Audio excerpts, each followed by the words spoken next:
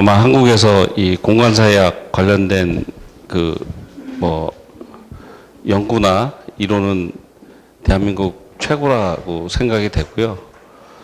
지금은 단국대학교 도시및 부동산 계획학부 교수님으로 계십니다. 그리고 개인적으로는 저의 스승님이시기도 합니다. 우리 조명래 선생님을 모시도록 하겠습니다. 네.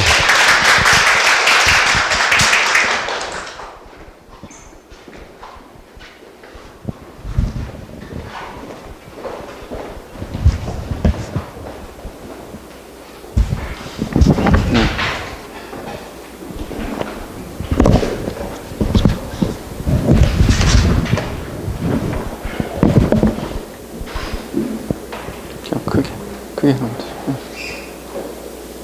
이 잘렸네, 이게. 됐어, 됐다. 네, 반갑습니다.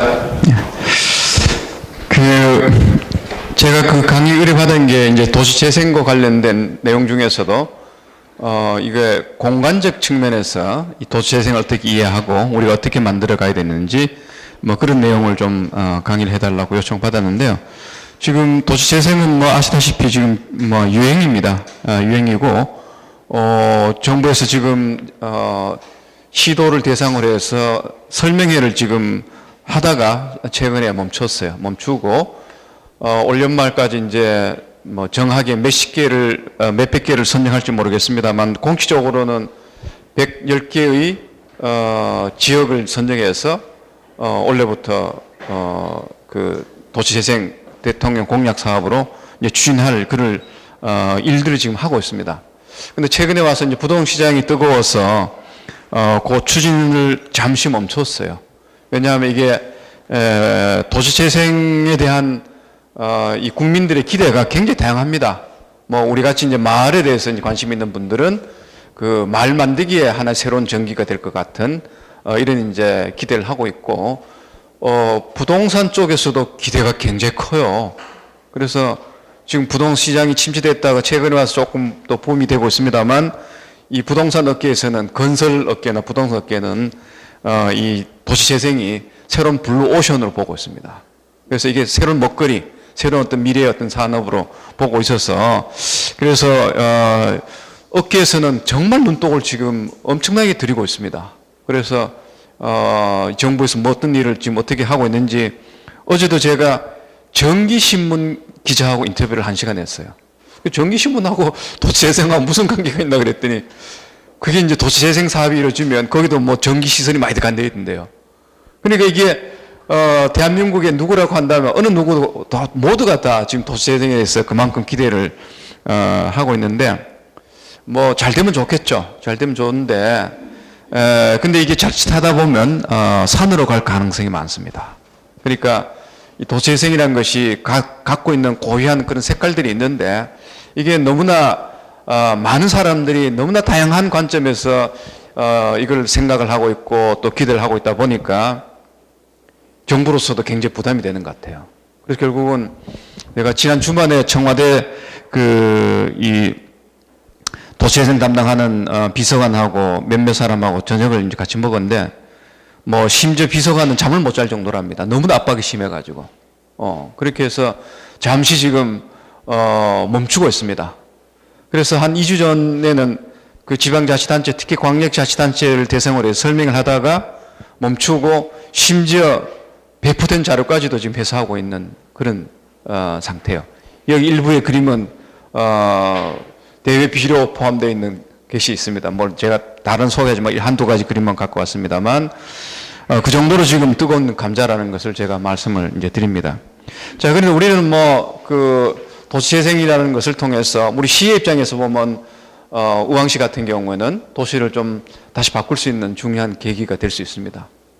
제가 내일은 여기 지금 경기도에서, 우리 경기도의 지방자치단체에서 도시재생을 담당하시는 분들을 모셔가지고 아마 워크숍을 하는 것 같아요. 저 수원시 더 한파악에서. 그래서 거기서 제가 2시부터 또 특강을 지금 할 계획인데, 어떤 시에서도 상당히 아마 기대를 많이 하실 거예요. 우리 시에서 오신 분 계시죠? 아마 굉장히 기대를 많이 할 겁니다.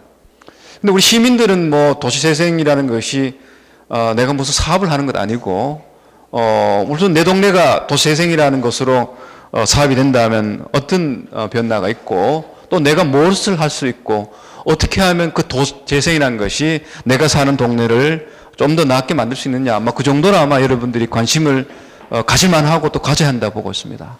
자, 이랬을 때 우리는 도시재생이라는 것을 어떻게 바라보고 또 어떻게 도시재생을 하는 것이 진짜 도시재생을 하는 건가. 자, 뭐 여러 가지로 이제 우리 도시재생의 진정한 조건을 이야기할 수 있겠습니다만, 이 주최 측에서 제보고 공간적으로 좀 도시재생을 고민하고 공간적인 어떤 그런 관점에서 이 말 만들기, 도시재생의 어떤 그런 관점에서 도시재생을 제대로 말 만들기 제대로 할 수 있는 뭐 그런 이야기를 좀 해달라고 저한테 부탁이 들어왔습니다. 자, 그런 내용을 중심으로 해서 말씀을 드리겠습니다. 자, 우선 그 도시재생에 대해서 한번 여러분들 지금까지 이미 강의를 계속 들으셨기 때문에 도시재생이 뭔지는 아마 다 개념적인 것은 알고 계실 것으로 제가 이해를 하고 있겠습니다. 자, 제가 제목을 사람 중심의 공간 재생으로서 도시재생.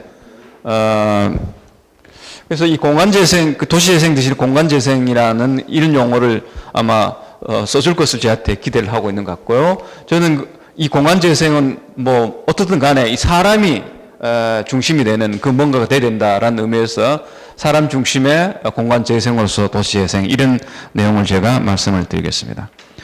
자, 우리 사회에서 이 도시재생이라는 이 단어가 그 사용되기 시작한 것은 그렇게 오래되지 않습니다.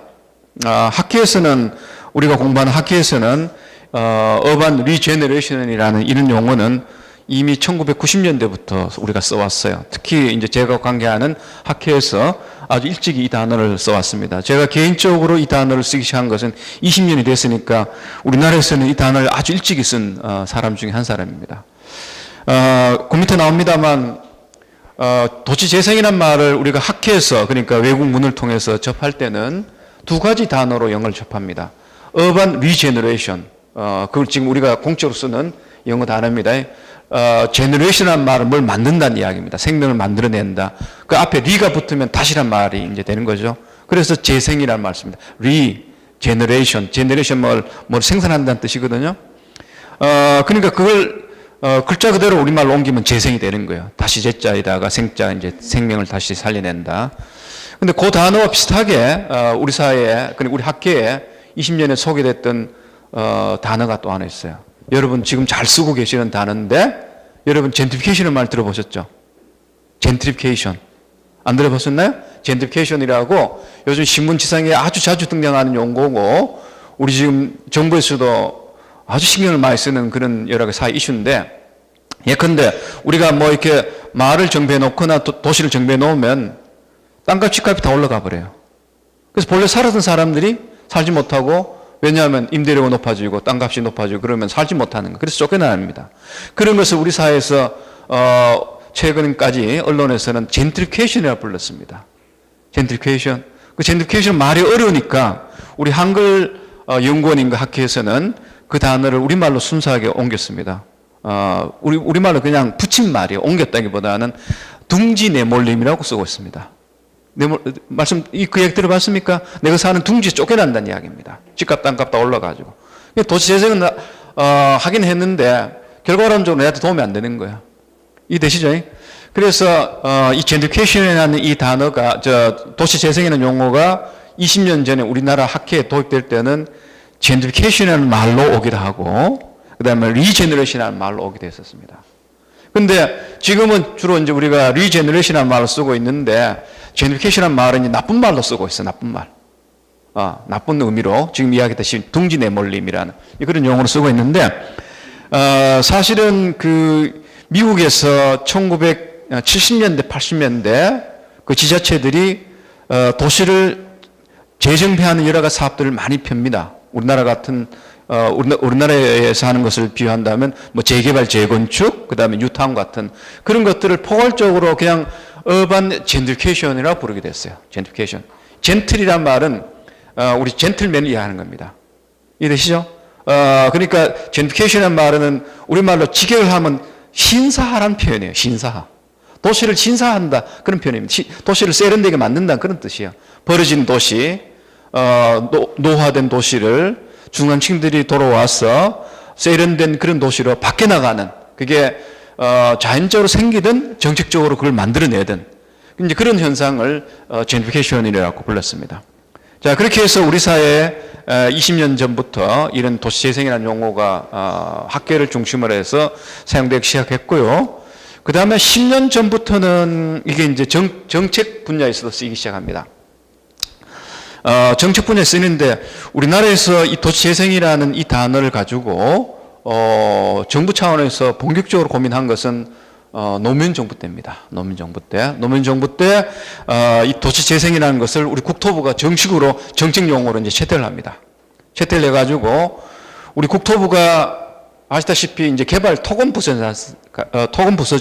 개발 사업을 많이 하기 때문에 이게 시대가 이제 바뀌면서 국토부의 존재 이후 역할이 없어지는 이제 그런 상황을 이제 맞게 돼요. 그래서 10년 전부터 이미 국토부가 앞으로 국토부가 해야 할 일을 고민을 하기 시작했어요. 자, 그래서 국토부가 앞으로 그야말로 오랫동안 이 중앙의 부서로서, 정책 부서로서 뭔가 할 수 있는 일거리를 찾는 과정에서 바로 도시재생이라는 것을 이제 찾게 됩니다. 그렇게 해서 10년 전에 참여정부 때 국토부가 국토부의 미래의 먹거리로서 10가지 이제 일들을 정합니다. 뭐 예컨대 건축 기술을 고도한다든가, 그 다음에 초고층 기술을 개발해 가지고 우리나라는 초고층을 많이 지어서 건축의 어떤 부가가치를 높여낸다든가, 자, 이런 여러 가지 이제 연구를 하는데, 10가지 연구를 하는데 그 중에 하나가 바로 도시재생이었어요. 그래서 그때 그 국토부 산하에 있었던 주공에서, 주택공사 아시죠? 주택공사에서 이런 그 도시재생 연구기획단을 만듭니다. 그래서 거기서부터 이제 연구를 해서 2013년, 그러니까 지금부터 4년 전이죠. 그때 그 연구한 결과를 가지고 정식으로 제도화를 하는데, 그 제도화하는 가장 중요한 출발점이 바로 뭔가 하면 법을 만드는 겁니다. 법. 그렇죠. 법을 만들어야, 법을 가지고, 법이 있어야 우리 정부는 여러 정책을 펼 수 있죠. 그렇게 해서 2013년에 도시재생 활성화 지원에 관한 특별법을 제정하게 됩니다. 그때 이제 그 법을 만들 때 그 당기는 내용들을 주로 제공했던 집단이 바로 아까 이야기했던 노무현 정부 때 그 연구 사업을 했던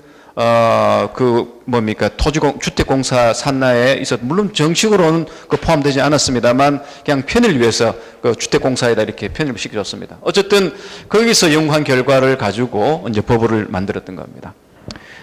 물론 이제 그 법이 제정되기 전에 우리나라 그 주요 일부 지방자치단체에서는 이미 도시재생이라는 용어를 씁니다. 대표적으로 많이 썼던 그 지방자치단체 중 하나가 인천시였어요. 인천광역시. 인천광역시는 뭐 재개발, 재건축, 뉴타운, 무슨 뭐 오만 가지 여러 가지 도시정비 사업을 다 포괄적으로 묶어가지고 도시재생이라고 불렀어요. 그렇게 해서 우리나라 지방자치단체 중에서도 인천광역시가 지금 말씀드렸던 재개발, 재건축, 그 다음에 무슨 뉴타운, 뭐 주환경 개선 사업, 이런 사업을 가장 많이 했던 도시였습니다. 뭐 도시 한 면적의 반 정도가 그런 사업을 해야 하는 그런 곳이었어요. 그렇게 해서 인천시 같은 경우에는 이게 정책으로 도시재생이라는 용어가 이게 채택돼서 사용되기 전부터 이미 이제 그런 포괄적인 이제 도시 정비 사업의 새로운 명칭으로 이렇게 도시재생이라는 용어를 쓰기도 했습니다. 자, 그러다가 어쨌든 간에 2013년 법이 제정되면서부터 도시재생은 정식에 이제 하나의 정책이 되고 제도화가 됩니다. 그렇게 해서 우리 서울시 같은 경우에는 도시재생 본부가 만들어져 있어요. 본부라고 해가지고 뭐 도시계획국이다, 건설국이다, 이런 국 개념이 아니라 그걸 뭉쳐가지고 하나의 융합 부서로서 도시재생 본부를 만들어가지고 지금 아마 전국적으로 본다면 도시재생 사업을 가장 열심히 체계적으로 하는 도시는 역시 저는 서울시라고 알고 있고요. 제가 처음부터 지금까지도 계속 서울시의 도시재생 관련된 일은 지금 하고 있습니다. 자, 그래서 도시재생은 지금 현재 우리나라 도시정책이라든가 도시계획의 대세를 이루고 있습니다. 다시 말씀드려서 서울시의 어떤 그런 도시계획은 지금 도시재생이라 할 정도로 도시재생이 도시와 관련된 모든 정책과 도시 관리의 내용을 다 지금 채우고 있을 정도로 그만큼 중요한 일종의 정책 개념이 지금 돼 있다. 이렇게 볼 수 있고요. 그리고 이 도시재생이라는 것은 특히 우리가 그 정책의 어떤 수법이라든가 방법으로 보게 된다면 그동안 우리가 했던 재건축, 재개발, 유탄 이런 용어들은 여러분들 다 알고 계시죠? 많이 들어본 그런 용어들이죠. 이런 그 재개발, 재건축 같은 경우는 규모가 상당히 큽니다. 뭐 동네를 신다면 동네를 몇 개 묶어가지고 하는, 특히 유탄 같은 경우 용어는 다릅니다만 유탄은 이제 재개발을 더욱더 강력한 그런 이제 사업의 방식을 지칭하는 것인데, 이 재개발이나 재건축이 갖고 있는 굉장히 중요한 특징은 굉장히 한국적인 정책입니다. 우리 서울이 한때는 말입니다. 그 서울 상당히 규모 크잖아요. 606평방제곱미터, 그러니까 엄청 큰 도시인데, 서울의 전체 면적의 한 3분의 2가 한때 달동네였어요. 달동네. 그야말로, 달동네 아시죠? 그야말로 엉기설기지온 그런 마을이었는데, 지금 서울에 달동네가 없습니다. 달동네가 몇 개 남아 있습니다만, 이제는 보물이에요, 보물. 유산으로 우리 지키고 있습니다. 그 정도로 이제 희귀한 하나의 그 장소가 되어버렸는데, 그 달동네가 한때 3분의 서울의 3분의 달동네 지역이 다 사라진 까닭은 바로 이 재개발, 재건축이 한 겁니다. 그런데 이 재개발, 재건축을 할 때 우리 정부가 돈을 쏟아붓느냐? 별로 쏟아붓지 않아요. 그런데도 불구하고 재개발, 재건축을 했다 그러면 도시가 바뀌어간다고. 쉽게 말해서 이게 도깨비 방망이야. 재개발, 재건축이라는 방망이를 한번 뚝딱 우리가 흔들리면 도시가 그야말로 달동네에서 중산층 아파트 단지 뚝딱 바뀌어 나갔다고. 그렇게 될 수 있었던 가능성은 재개발, 재건축이 갖고 있는 부동산 개발 기법 때문이었습니다. 이해되시죠?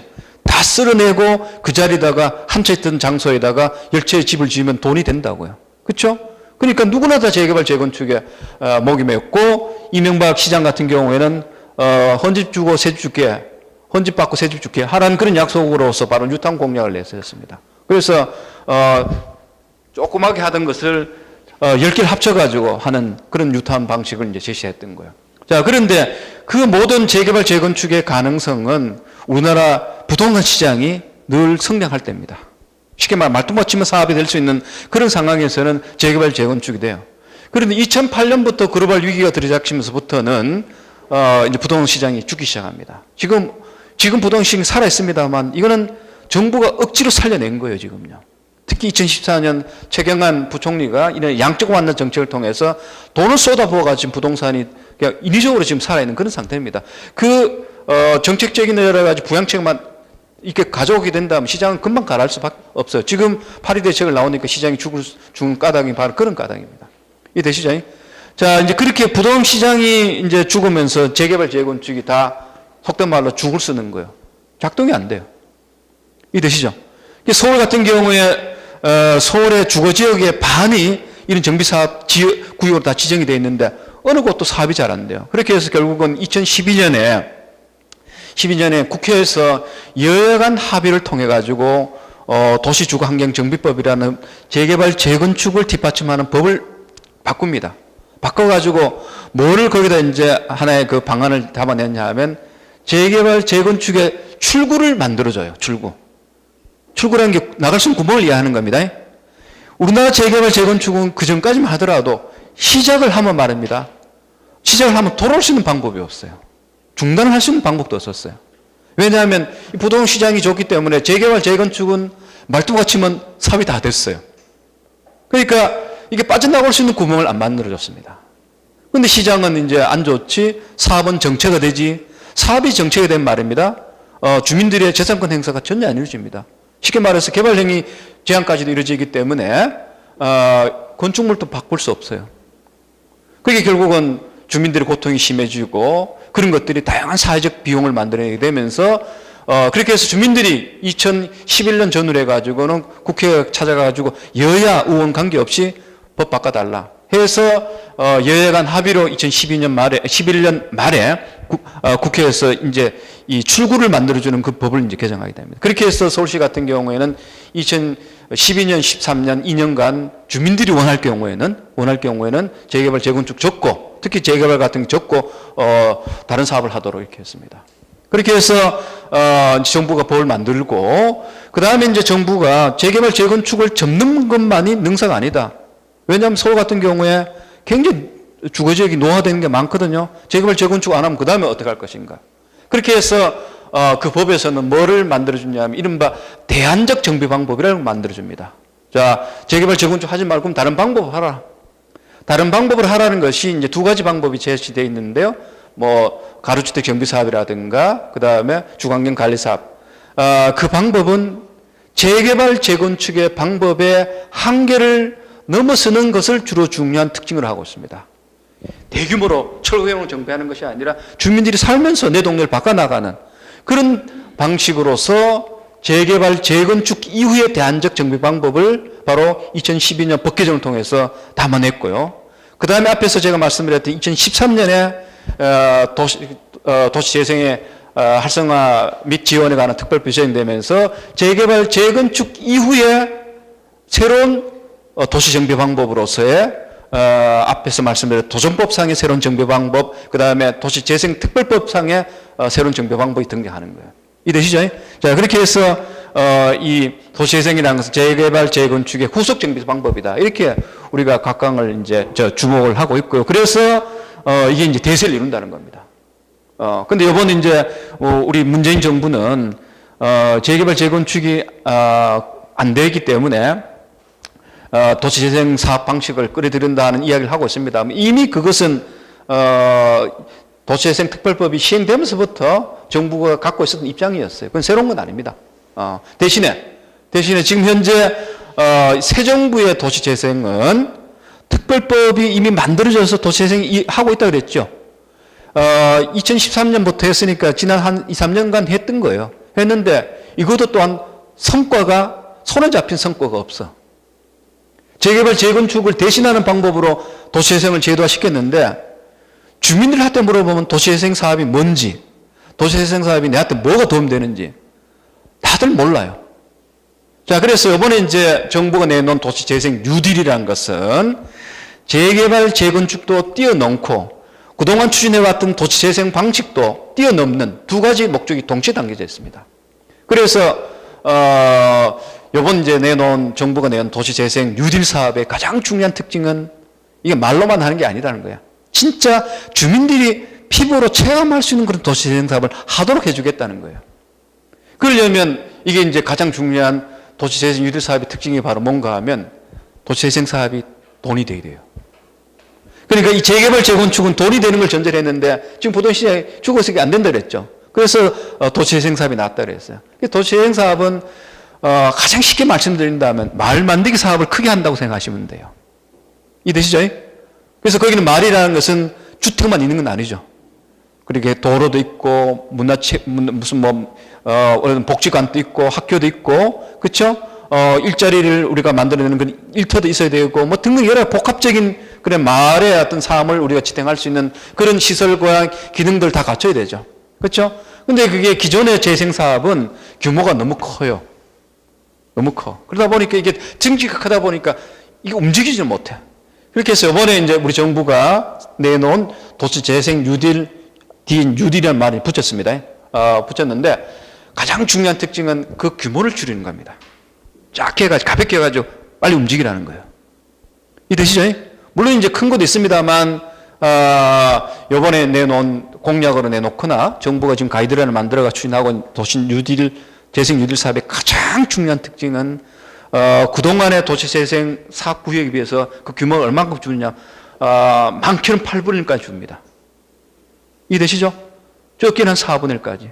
그래서 몸을 가볍게 해가지고 그 다음에 특정 부문 중심으로 해서 주거, 일자리, 그렇죠? 뭐 이런 걸 특정 주제를 중심으로 해서 사업을 할 수 있도록 하는 이런 방식으로 지금 추진하고 있는 것이 바로 도시재생 뉴딜 사업이에요.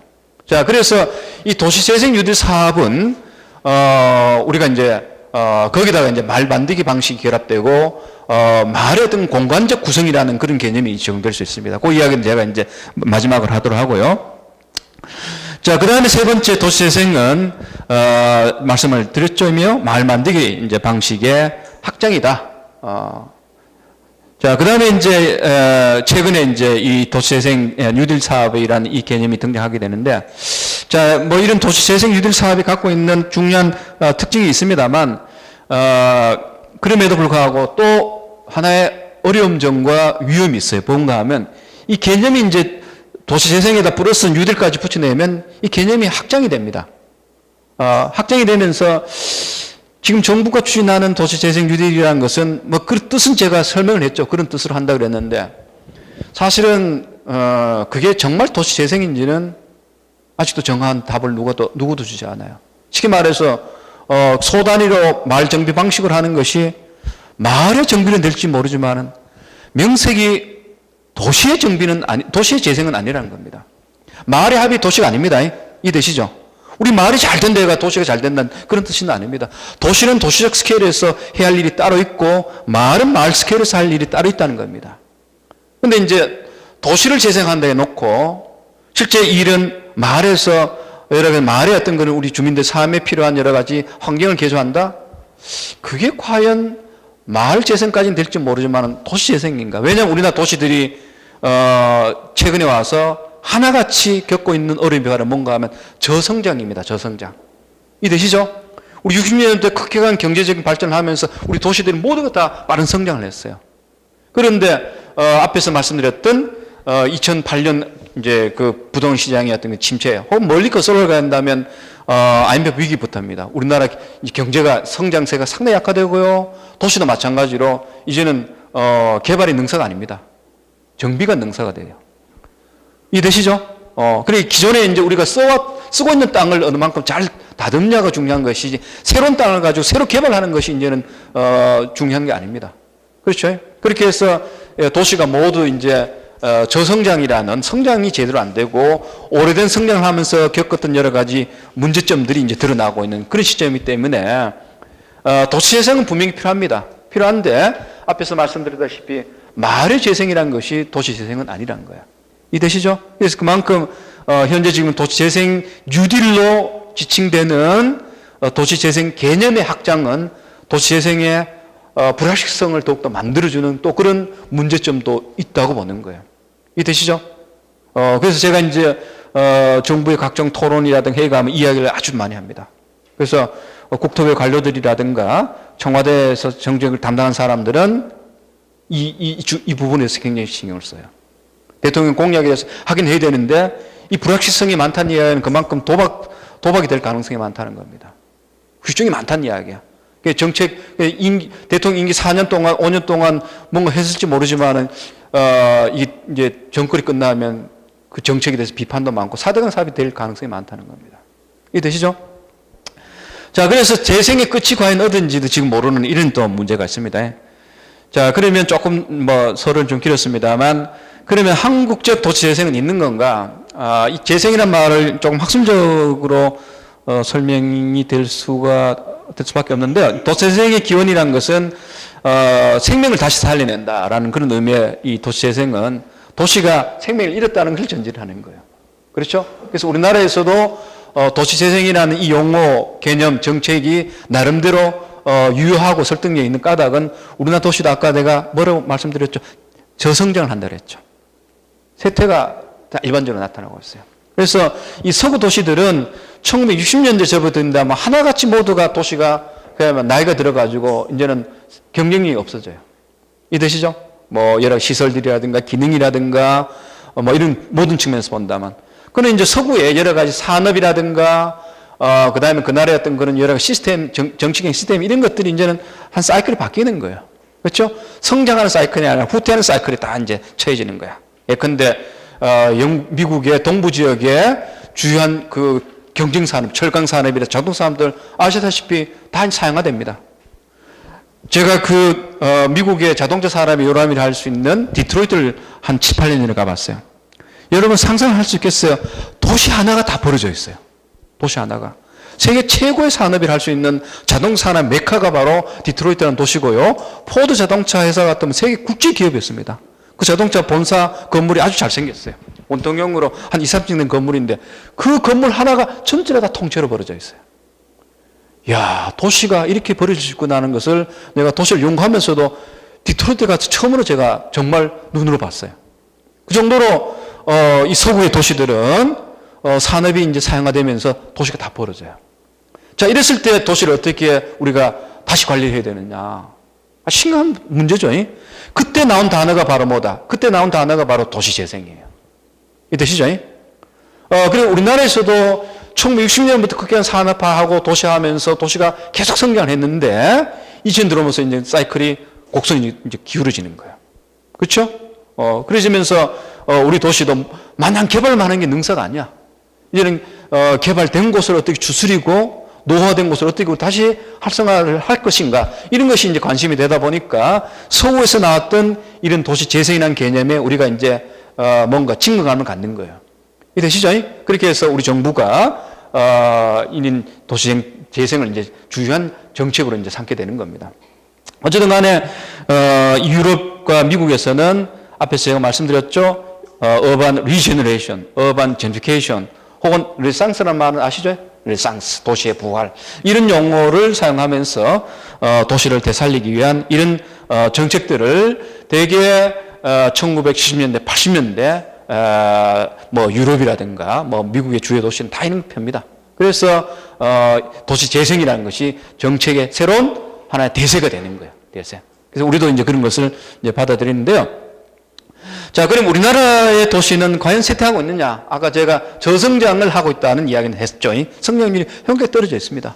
떨어지지만 과연 우리나라 도시가 앞에서 말씀드렸던 디트로이트 같은 도시와 같이 도시가 완전히 그야말로 방기가 될 정도로 쇠퇴가 되고 있느냐? 그 정도는 아닙니다. 그렇죠? 그 정도는 아닙니다. 지금 우리나라 도시들의 쇠퇴가 가장 눈에 띄게 나타나는 그런 도시들은 어디냐면 대도시가 아니고 대개 지방 중소도시들이 그런 쇠퇴 현상을 많이 보여요. 특히 지방 중소도시 중에서도 도시의 중심, 이른바 원도심이라는 곳 있잖아요. 그렇죠? 중심부가 대부분 다 노후화되고 있고 인구가 줄고 있습니다. 그래서 우리나라 이 중소도시 인구 20만 도시 중에 전국적으로 보면 10군데가 있으면 9군데가 우리나라 중소도시들이 모두가 하나같이 인구 감소를 경험하고 있습니다. 지속적으로. 그러면 그 10개 중에서 9개가 인구가 계속 감소하고 1개가 그저 유지할 정도야. 그게 바로 어디냐면 수도권 중소도시들입니다. 의왕시 같은 게. 그렇죠? 지방 수도권 밖에 있는 도시들은 대부분 다 중소도시들이 지금 그야말로 인구 감소와 같은 그런 쇠퇴 현상을 다 겪고 있어요. 그래서 우리나라에서 도시재생이라는 정책이 나올 때는 대도시를 겨냥하는 것이 아니라 중소도시를 겨냥하는 정책으로 먼저 등장하게 됩니다. 이해되시죠? 그러다 보니까 이게 중소도시만 대상으로 하다 보니까 또 이게 정책이 뭐라 그래야 되겠습니까? 형평성 문제가 있다 보니까 그래서 우리나라 도시재생 정책은 중소도시형하고 대도시형으로 나눠져 있습니다. 그 메커니즘이 굉장히 달라요. 어쨌든 간에 우리나라에서는 중소도시 중심으로 해서 이게 원도심이 낙화되는 그런 현상이 나타나고 있습니다만 이 서구 도시에서 볼 수 있는 그런 정도로 도시가 완전히 생명을 다하는 그런 정도는 아닙니다. 그렇죠? 반대로 우리나라 도시에서 나타나는 이 도시의 어떤 그런 여러 가지 기능의 후퇴라든가 노화 현상은 우리가 고도 성장기 이후에 겪고 있는 저성장과 관련된 그런 측면이 더 두드러집니다. 이해되시죠? 그래서 오늘 좀 학술적인 내용입니다만 과연 우리나라에서 도시재생을 어떻게 펼 것인가 라는 것은 우리나라 도시가 정확하게 지금 현재 어느 위치에 있느냐를 잘 봐야 됩니다. 우리 의왕시가 현재 어느 발전 단계에 있느냐, 발전 단계에 있느냐 잘 진맥을 잘해야 그 다음에 처방이 나오는 것이죠. 이해되시죠? 자, 그랬을 때 우리는 쇠퇴라는 용어보다는 저성장하는 용어로서 우리 도시가 처한 현실을 우리가 파악을 할 수 있다는 겁니다. 이해되시죠? 그래서 제가 이제 후배들을 하고 2015년에 14년인가 저성장 시대의 도시정책이라는 책을 냈어요. 그 책은 그 이후에 우리 문화체육관광부의 우수 학술 도서로 채택이 됐고요. 그 다음에 그 책의 내용을 가지고 작년에 서울시가 저성장 시대 서울을 어떻게 우리가 관리할 것인가 라는 것을 서울시 산나에 있는 서울연구원이 있습니다. 거기 연구원들이 1년간 연구를 해서 책을 낸 게 있습니다. 그만큼 우리나라에서는 쇠퇴라는 것보다는 이 성장 속도가 떨어지는가. 그렇죠? 이제 그런 것과 관련된 여러 가지 어떤 도시 문제. 그렇죠? 그 요즘은 이제 개발 수요가 많이 줍니다. 성장세가 자꾸 두드러지니까, 약화되니까. 그렇죠? 자, 그렇게 해서 우리는 이 개발 수요 부족이, 이런 것들이 오히려, 도시의 어떤 거는 재생에 중요한 이유가 된다는 겁니다. 그래서 서울시 같은 경우에는 도시재생이라는 것은, 도시의 쇠퇴를 극복하기 위한 그런, 의도와 목적을 띠는 것이 아니라 도시의 새로운 성장 동력을 만들어내는, 그 다음에 이제 환경적으로 오래된 주거지를 정비하는, 그 다음에 이제 그동안의 관주도적인 그런 방식이 아니라 주민들이 주도해서 마을을 바꾸는, 뭐 이런 식의 것을 우리나라에서는 언필칭 도시재생이라고 부른다는 겁니다. 이되시죠? 그래서 이게, 서구에서 기원한 도시재생과는 상당히, 다르다. 이렇게 우리가 먼저 이해를 해야 됩니다. 그동안에 우리 한국에서 추진되었던 도시재생의 특징을 보게 된다면 이미 제가 앞에서도 간단하게 말씀드렸습니다만 주로 대안적 주거 정비 방식이다. 재개발, 재건축을 대신하는 거다. 그 다음에 작은 단위의 이 개별 정비 방식을 이제 종합하는 것이다. 마을 만들기 수법을 이제 확대하는 것이다. 그 다음에 이게 이제 조금 더 표준화가 되면 서울시가 하는, 뭐 제가 다른 도시는 잘 모르고요. 서울시가 하는 도시재생 사업을 보게 되면 지금 현재 서울시가 하는 거 보면 그냥 도시계획의 연장이에요. 이 되시죠? 그것도 시민들이 참여하는 도시계획 정도로 지금 변형되어 있습니다. 그래서 이게 한국의 도시재생이라는 것이 정책으로 도입돼서 지금 전국적으로 그야말로 유행을 지금 이루고 있습니다만 실제 그동안 추진된 여러 가지 과정을 보게 되면 저게 과연 도시재생인가라는 그런 의문이 굉장히 많이 듭니다. 이해되시죠? 그래서 몇 가지 주요한 특징을 제가 말씀드렸고요. 그래서 저는 새 정부가 도시재생 뉴딜 사업을 공약으로 들고 나오긴 했습니다만 어느 만큼 성공할지는 좀 두고 봐야 될 것 같아요. 만약 그것이 없더라면 저는 법위에서 추진되어 왔던 도시재생 사업들이 이 성과가 뚜렷하지 않으면 말입니다. 주민들이 쉽게 체감하지 못한다, 만족하지 못한다면 그 사업은 탄력을 못 받습니다. 이해되시죠? 그렇게 해서 저는 한국 지금까지 추진해왔던 도시재생 방식의 여러 가지 특징들을 보게 된다면 이 성과가 많이 없기 때문에 이 성과가 없으면 앞으로 한 4, 5년 뒤에는 도시재생이라는 것이 한물 갈 거다. 흐지부지 될 가능성이 있다. 이렇게 저는 전망을 했었어요. 그런 전망을 하고 있는 찰나에 순간에 새 정부가 도시재생 뉴딜 사업을 들고 나온 거예요. 다시 한번 마음을 이제 다잡고 해보겠다 이런 이제 뜻을 이제 밝힌 거예요. 그래서 성공을 해야 되겠죠. 성공해야 되는데 여전히 한국적 도시재생이 어떤 것인지는 우리가 굉장히 고민을 많이 해야 됩니다. 여전히 정부가 지금 이번에 이제 모델을 많이 제시했어요. 도시재생 뉴딜을 해서 몇 가지 모델을, 정부가 몇 가지 모델까지 생각하는 줄 아세요? 50여 가지 모델을 생각하고 있어요. 50여 가지. 우리가 상상할 수 있는 모든 것들 다 이렇게 열어놓습니다. 열어놓고 선택하라 그래요. 우리 의왕시가 앞으로 도시재생 사업 한다면 이 중에 50가지 중에 하나 선택하든지 의왕시 스스로 여러 아이디어를 내서 하든지. 그러니까 그 말은 무슨 말이냐, 딥에서 말한다면 도시재생이 정확히 뭔지 누구도 잘 모른다는 거예요. 말은 쉽게 할 수 있어도 정말 도시재생다운 도시재생이 어떤 것인지는 그게 지역에 따라서, 장소에 따라서 다 달라요. 되시죠? 그만큼 우리가 그 도시가 처한 현실을 우리가 정확히 이해되고 도시재생이 왜 필요하고 어떻게 해야 되는지는 그 치밀한 고민이 필요하다는 겁니다. 그 여러분들이 공부하는 게 굉장히 중요한 겁니다. 이런 측면에서는. 자, 그래서 저는 성과가 없으면 흐지부지 가능성이 있고요. 그래도 저는 도시재생은 해야 된다 보고 있습니다. 제가 뭐 문제점을 지적한다고 해서 그걸 비판하고 넘어서는 것은 아닙니다. 그래서 저는 성공 모델을 반드시 만들어야 된다 보고 있고요. 그걸 하기 위해서는 몇 가지 원칙은 지켜야 되겠죠. 풀뿌리가 주도해야 돼요. 여러분 같은 우리 주민들이 주도를 해야 되고요. 공동체 원리를 우리가 분명히 정책의 내용으로 가져가야 될 것 같고, 그 다음에 그동안의 도시의 환경 정비란 것은 물리적 환경 정비였습니다. 그렇죠? 물리적 환경만이 아니라 비물리적 환경. 그러니까 도시재생이 갖고 있는 가장 중요한 특징은 첫 번째는 주민이 주도한다는 것이 있습니다만 물리적 재생 플러스 사회 경제적 재생이라고 부르고 있습니다. 재건축 재개발이라는 것은 그렇게 보게 된다면 재생은 재생입니다만서도 주택이라는 물리적 시설의 정비에 불과하다는 거예요. 이해되시죠? 그것으로서 도시가 온전하게 재생이 된다. 그렇게 봐서는 안 됩니다, 이제는.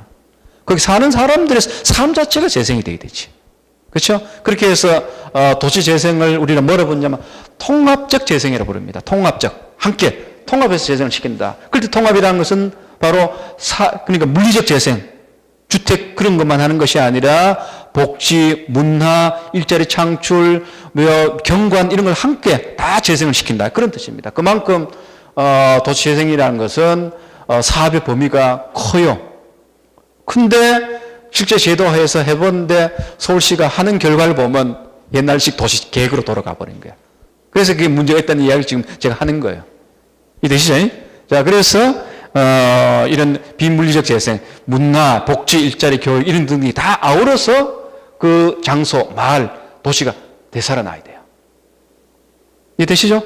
이게 굉장히 중요한 거다. 그렇게 하기 위해서는 도시재생이라는 것은 바로 도시라는 용어 대신 우리가 공간의 용어를 써야 된다. 도시재생에서 공간의 재생으로.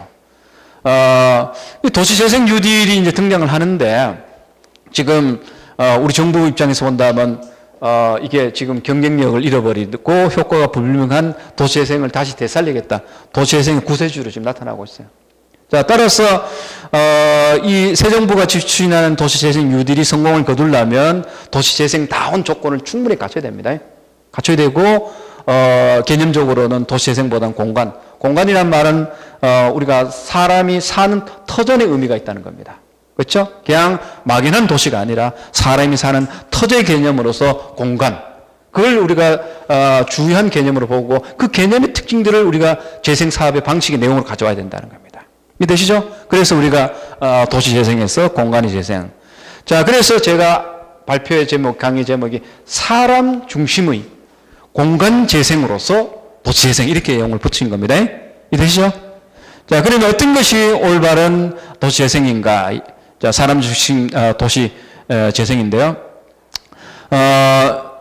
도시 재생을 우리가 이야기할 때는 결국 우리가 어떤 도시를 그러니까 어떤 도시로서 우리 도시를 재생시켜야 되느냐, 그 도시에 대한 꿈이 분명해야 됩니다. 내 말만 재생한다는 것은 안 됩니다. 제가 말씀드렸죠. 말의 합이 도시는 아니다 이야기를 했죠. 자, 우리 의왕시를 도시 재생을 한다. 그냥 그 노화된 주택을 개조하고 마을을 정비하는 것으로서 도시 재생이 되느냐? 그건 아닙니다. 우리가 이 시대에 도시 재생이라는 용어를 쓰는 까닭은 앞에서 말씀드렸죠. 지난 40년, 50년 동안 우리가 추진해왔던 극격한 도시야, 극격한 성장, 그런 것의 휴점을 이제 넘어서서 새로운 도시로 나가기 위한 그런 기대와 꿈과 희망을 사실 도시재생 용어 속에 우리가 담고 있어요. 따라서 사업으로서는 좁을지 모르지만 지향하는 것은 꿈으로서는 굉장히 큰 거예요. 따라서 우리가 이 의왕시에서 도시재생을 한다면 우리가 궁극적으로 고민해야 할 건 뭔가 하면 어떤 도시로서 우리가 도시로서 만들어 가야 되느냐, 그 고민을 해야 됩니다. 이 대신 내 동네만 잘 되는 것이 아닙니다. 의왕이라는 도시를 어떻게 만들어 갈 것이냐, 어떤 도시로서 우리가 변화시켜 가야 되는가, 이런 생각을 가지고 그것의 하나의 실현의 방법으로서 말 만들기가 돼야 되고 동네 정비가 되고 이렇게 돼야 된다는 겁니다. 이 되시죠? 그래서 그만큼 우리의 지금 도시 재생에 대한 고민은 도시의 기본 틀과 상과 모델이 바뀌고 있는 이제 그런 시대의 하나의 새로운 정책의 도전이라 이렇게 보는 겁니다. 되시죠? 자, 그래서 이제 고도 성장에서 저성장을 바뀌면서 도시 성격, 개발의 수요, 도시 관리가 이제 바뀌면서 그때 이제 우리가 도시 재생이라는 것을 이제 고민하게 됐다는 겁니다. 따라서 도시 재생이라는 것은 단순한 어떤 단위 사업이 아니라 도시 전체를 한골 탈퇴시키는 이런 이제 의도가 의미가 담겨 있다 이렇게 이제 봐야 되죠. 사실 우리나라에서도 이미 2010년 지방선거, 특히 무상급식 논쟁을 거치면서 우리나라 지방자치단체들이 사람 중심의 도시라는 것을 다 추진합니다.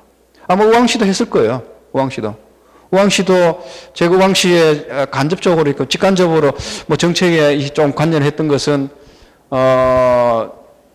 지금 저 국회의원 되신 분 있잖아요. 지금 신창현 그분이 이제 우리 시민운동 같이 하고 해가지고 시장 됐을 때 와서 제가 몇 가지 뭐 도움 주고 했었는데 아마 그분도 뭐 이 생각은 상당히 시민사회 지향적이고 사람 가치를 존중하는 그런 것이기 때문에 그분의 성향을 본다면 아마 우왕시 그 당시 시정을 사람 중심 도시 만들 이런 것으로 지향하지 않았을까 하는 생각을 하는 거예요. 어쨌든 간에 2010년 지방선거를 거치면서 우리나라 주요 지방자치단체장들이 대개 사람 중심 뭐 도시를 만들겠다는 걸 다 슬로건을 들고 나왔던 사람들이에요. 우리 서울시 같은 경우에 한명숙 그 전 총리 같은 경우에는 서울을 아주 뭐로 바꾼냐면 사람공화국으로 바꾼다 그랬어요. 사람공화국. 그만큼 사람이 중심이 되는. 그렇죠? 그 사람이 중심이 된다는 이야기는 사실 역설입니다. 도시라는 것은 사람이 터전인데 굳이 뭐 사람이 사는 도시, 사람이 중심 도시란 말을 다시 할 필요가 없는 거예요. 그런데 그 용어를 써야 되고 그 말을 써야 된다는 이야기는 사람이 사는 도시지만은 사람이 주인공이 아니라는 것을 전제하는 겁니다. 무슨 이해되시죠? 그래서 다시 이제 우리 삶터를 도시를 사람이 주인이 되는 곳으로 만드는 이런 여러 가지 정책의 슬로건들이 이때부터 막 전국적으로 쏟아집니다. 자, 이런 것과 맞물려서 이제 도시재생이라는 것도 등장하게 돼요. 그만큼 사실 도시재생이라는 것은 그 이면에 보게 된다면 우리의 도시의 틀과 성격과 유형이 바뀌고 있다. 패러다임이 바뀌고 있다. 그리고 그 패러다임이 지향하는 것은 도시가 다시 사람 중심이 되어야 된다는 것. 따라서 도시재생이라는 것은 그런 도시를 만들기 위한 굉장히 중요한 수단과 도구가 방법이 되어야 한다는 것이죠. 그렇죠? 자, 그러면 그런 것을 할 수 있는 도시재생 방법은 어떤 건가? 그래서 아까 제가 말 만들기란 말을 많이 했죠. 그나마 그 말 만들기 방식이 그런 목적을 달성하는데 그나마 도움이 된다고 보는 거예요. 그래서 우리가 도시재생 이꼬르 말 만들기 이런 식으로 가고는 있습니다. 하지만 이제 말 만들기 자체는 사실 도시는 아니에요. 이해되시죠? 자, 그럼 우리가 이제 무엇을 재생해야 되느냐? 사실은 이건 조금 복잡한 것으로 되어 있습니다만, 핵심적으로 제가 이야기하고 싶은 것은, 우리가 지난 40년, 50년 동안 우리가 도시 살면서 정말 우리가 놓쳐버리고, 이렇게 배제해버리고, 이런 여러 가지 도시의 어떤 가치, 이런 부분들을 대주 살려내야 되지. 가령 우리가, 우리 우왕시 같은 경우에 지난 20, 30년간 도시가 성장, 발전하면서 한번 물어봅시다. 복지라는 것을 얼마만큼 우리가 정말 진솔하게 정책으로 추진했을까? 가난한 사람을 위해서 얼마만큼 우리가 이 도시정책을 제대로 추진했을까? 환경을 지키기 위해서 우리가 얼마나 우리 삶의 현실적인 여러 가지 경제적 이익을 버리면서 그런 걸 지키기 위해 노력했느냐? 보면 사실은 어느 도시나 의왕뿐만 아니라 어느 도시나 진짜 도시의 소중한 가치는 우리가 제대로 못 지켰던 그게 다 성장과 개발이라는 그 틀 속에서 그런 어떤 슬로건 하에서 우리가 다 놓쳐버렸지. 그렇죠? 그래서 우리의 지금 도시들은 이 배제되거나 어떤 그런 양극화 된 것들이 굉장히 두드러지고 있습니다 지금. 자, 그래서 저는 도시재생은 이 시대 우리 도시재생은 사람 중심적 가치를 복원하는 그런 도시로 나가야 한다는 이야기는 그동안의 우리나라 발전의 도시, 성령의 도시들은 그런 걸 다 배제해왔지. 아마 옛날 같으면 우리 주민들이 시정에 참여한다는 것은 꿈도 못 꿨죠. 지금은 이제 지방자치제가 복원돼서도 그렇습니다만 어쨌든 주민들이 우리 이제 시정의 주인공이에요. 그렇죠? 따라서 이와 같이 배제된 도시적 가치를 복원하고 구현하는 이런 것으로서 이제 도시 재생이 이루어져야 되고 그런 도시 재생은 도시를 복원하고 재창조하는 그런 의미가 있다는 겁니다. 자, 이런 것은 내용적으로 보게 된다면 그동안의 도시가 경제와 시스템의 중심이었다면 이제는 사람 공동체 그런 중심의 도시가 돼야 될 것 같고요. 도시가 이 장소만 번영하고 경제만 번영하는 것이 아니라 우리가 더불어 살아가는 공동체, 사람의 번영이 이루어지는. 그래서 이제 human flourishing, 사람의 번영이라는 것이 하나의 도시의 화두가 되고 어떤 도시 모든 정책의 중심이 되는 그런 것으로서의 도시의 어떤 그런 패러다임이 바뀌어야 된다. 그런 도시를 우리가 사람 중심 도시라는 겁니다.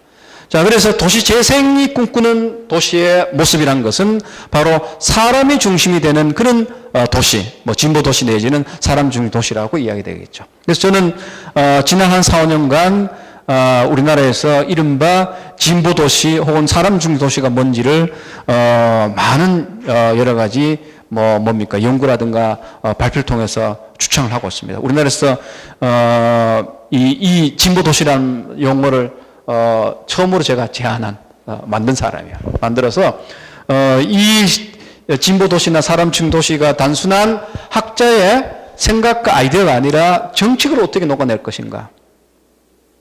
가능할 것 같아요. 제가 진짜 하고 있습니다. 수원시에서 그 일을 하고 있어요. 수원시장은 지금 이제 2기째잖아요. 1기째 시장으로 나올 때 그 슬로건이 바로 뭔가 하면 사람이 반가운 도시 수원이었어요. 이해되시죠? 사람이 반가운 도시 수원.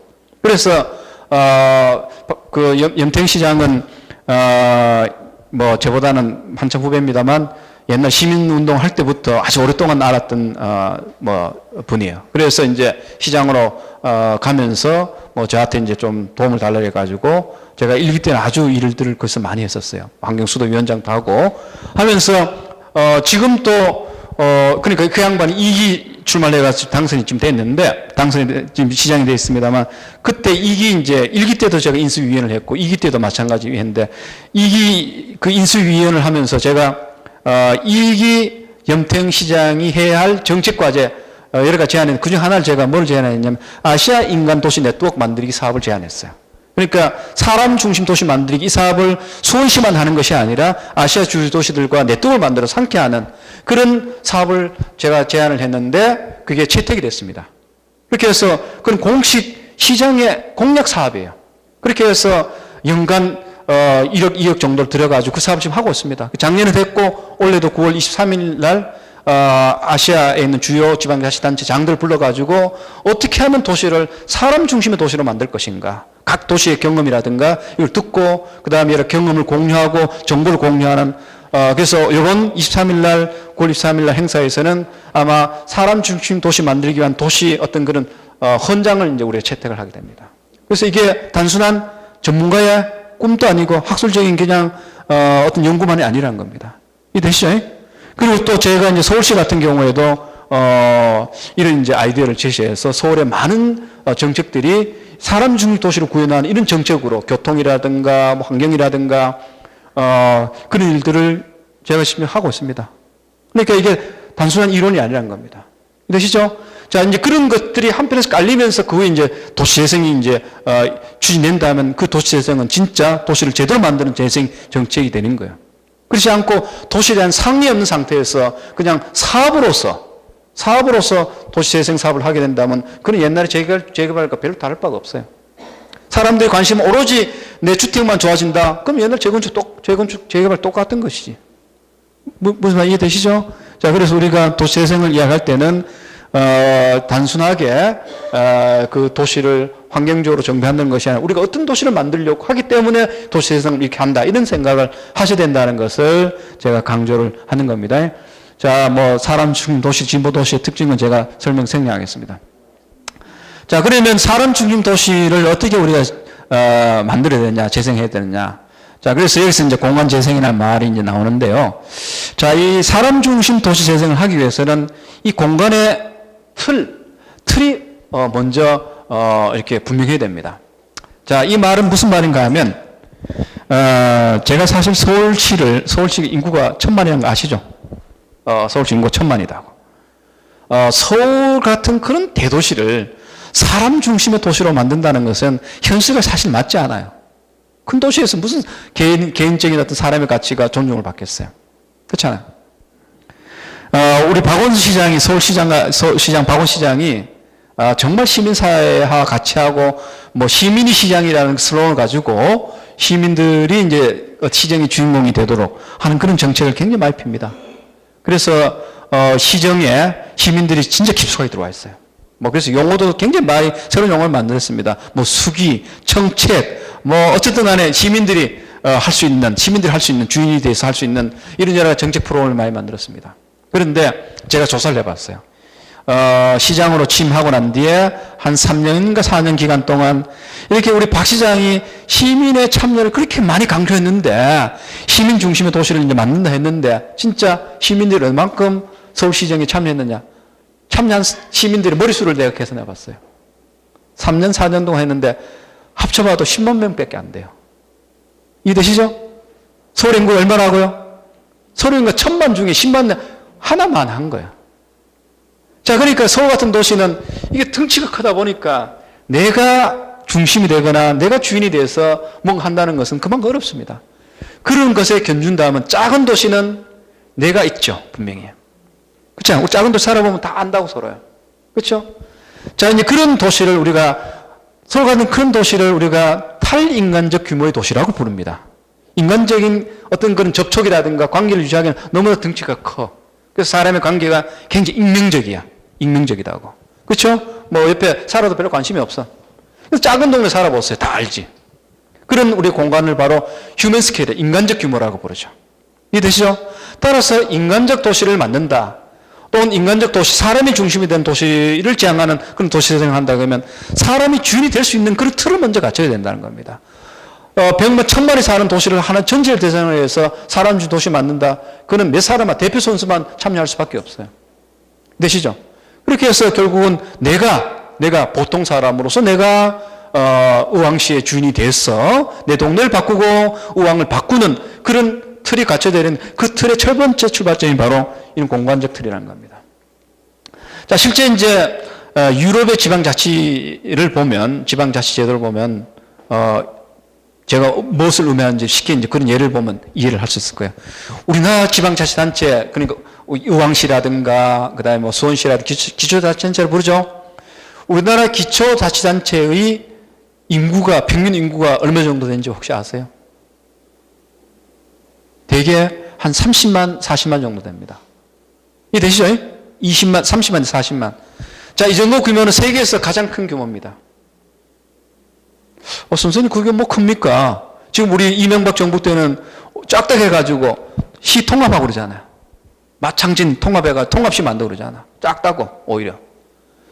그런데 서유럽의 지방자치 제도를 보면 그 밑에는 우리나라 치는 기초자치단체라 부르는 기초자치단체 인구 규모가 얼마 정도냐? 5천에서 2만 사이입니다. 그걸 우리가 꼼륜이라 부르기도 하고 디스트릭트를 부르기도 하고 보로를 부르기도 하는 이른바 기초자치단체 인구 규모는 한 5천에서 2만, 뭐 많아봐야 5만 정도예요. 따라서 불란서 시의원이, 지방의회 의원이 지역 주민을 대표하는 것과 우리나라 지방의원이 지역 주민을 대표하는 그 주민 수를 비교하면 우리나라 지방의회 의원들이 지역 주민을 대표하는 그 주민의 수가 불란서 의원들의 100배에 해당합니다. 무슨 말 되시죠? 불란서 시의원이 한 명을 대변한다면, 지역 주민 한 명을 대변한다면 우리는 100명을 대변해야 한다는 이야기야. 자, 인구 30만, 40만 된 말입니다. 이미 도시는 중소도시예요. 그렇잖아요. 자, 그러다 보니까 우리나라는 행정제도 자체도 행정부 중심, 대통령 중심이고 우리 지방자치 내려오면 단체장이 이제 중심이 되죠. 그걸 이제 제왕적 일종의 지방자치제라고 부르기도 하죠. 지방의회가 사실은 지방의회가 무용론이 있습니다만 지방의회가 제대로 역할을 못하는 것은 지방의회가 역할을 못하도록 하는 제도 때문에 그렇습니다. 이해되시죠? 그렇게 해서 이 서구의 지방자치제도가 규모가 작은 까닭은 바로 참여자치를 전제로 하기 때문에 그럽니다. 집적 민주주의를 가능하면 실현하기 위한. 그렇게 해서 작은 단위에서 자치를 함으로써 지역 주민들이 주인이 돼서 그야말로 내 지역, 내 고장을 내가 직접 그 주관할 수 있도록 뭔가 내가 주체적으로 관리하는 이런 것들을 보장해주는 그 장치가 바로 서구의 그런 소규모 단위 지방자치제라는 겁니다. 물론 최근에 와서 그 문제점이 많아요. 문제점이 많아. 그걸 규모를 넓히는 이런 여러 가지 또 추세가 있습니다만 그럼에도 불구하고 그 작은 인간적 규모의 공간적 단위를 가지고 지방자치를 하고 있는 것은 여전히 계속되고 있습니다. 이해되시죠? 자, 그래서 우리나라에서도 휴먼 스케일, 인간적 규모의 어떤 그런 공간을 만든다는 것이 가장 중요해요. 그래서 우리나라 지금 이 도시 재생 사업을 보면 우리 서울시 같은 경우에는 도시재생 사업의 이 사업의 구역 있잖아요. 사업 구역을 정할 때 어떻게 해야 될까? 정말 고민 많이 했어요. 지금 서울시가 하고 있습니다. 그랬을 때 우리가 어떤 단위를 가지고 도시재생 사업을 하는 이 단위로 삼아야 될까 할 때 여러 가지 고민을 하다 결국 뭐로 돌아갔냐면 동네로 돌아갔습니다. 쉽게 동단위, 행정동 단위. 행정도 상당히 규모가 큽니다, 사실은요. 그래서 세계 이제 서울 같은 경우는 행정동 단위의 도시재생 활성화 지역을 지정해가지고 거기서 여러 가지 사업을 하도록 되어 있는데 실제 이 행정동도 규모가 너무 커.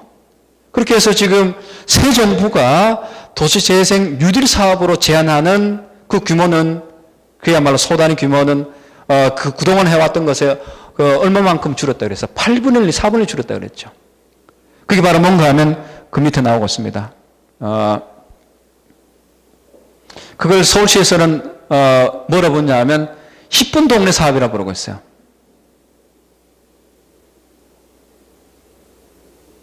내가 그림 안 가, 여기 보면,